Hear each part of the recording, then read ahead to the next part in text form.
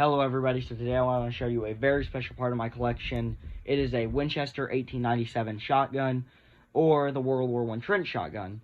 So, before we get started, there are a few differences that I would like to go over between the World War I trench shotgun, or the military model, and the hunting model, which is the one we have in front of us right now. So let's get into that first.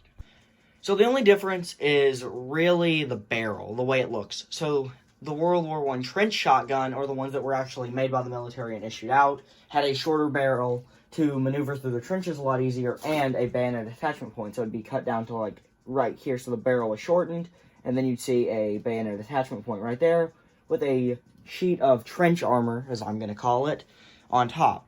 That is one of the major differences.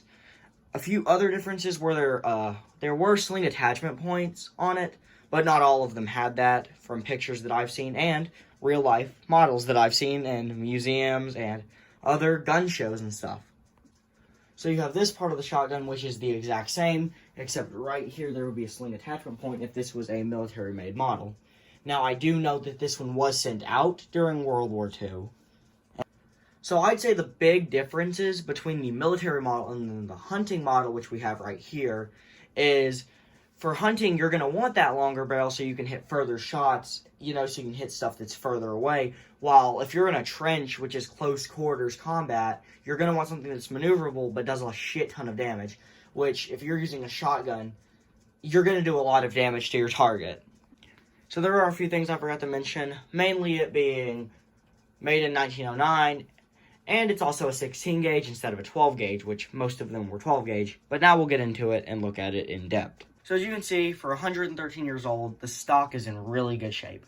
There's a few scuffs on it, but that's expected with its age.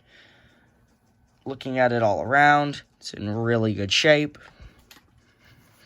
It's really hard to do that one-handed too. But now we'll move on further down. So, taking a look at the trigger assembly, or the chambers assembly, you get the point, where the shotgun shells are held, ready to be fired. So when you rack it back, it pushes down the hammer, and to release it, hold it down and just let it slowly go up.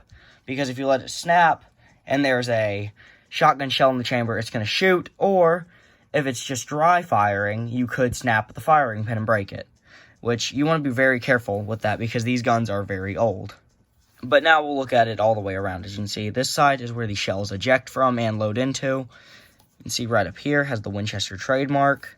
Right here, this plane has a few scratches and scuffs, but remember, 113 years old. And right here is where you load in your shotgun shells. So you just kind of push them in, and this pushes down. Holds 6, I do believe. 7 if there's one in the chamber. But you can see, matching serial numbers, which is always a good sign on old guns like this, meaning it's not a Franken rifle or a Franken shotgun, which is made of different parts. So, you can see the pump itself has a corncob grip, and it is in really nice shape as well. A few dings, but remember, it is an old shotgun after all. And I will flip it over in a minute to let you read the Winchester trademarks and stuff on it, show you all the trademarks and other engravings in it.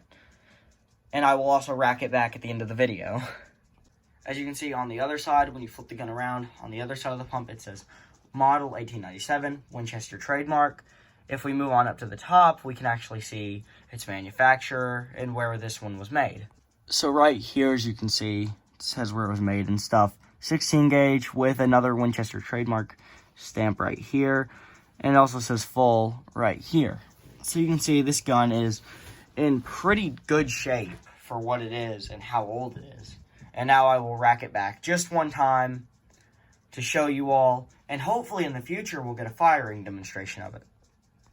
So really all you want to do, hold it like this. If you're about to shoot it, hold it up to your shoulder. Don't do what I'm doing. If you're about to fire it, don't hold it like this, but you all get the point. That's how you do it. But anyway, thank you all for watching. I had a great time showing you all this. It was a real fun time to go over it, but I hope to see you in the next one. Have a great day, and I hope to show you a firing test of this sometime in the future.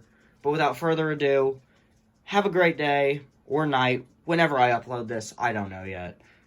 But I will see you in the next one, and happy collecting.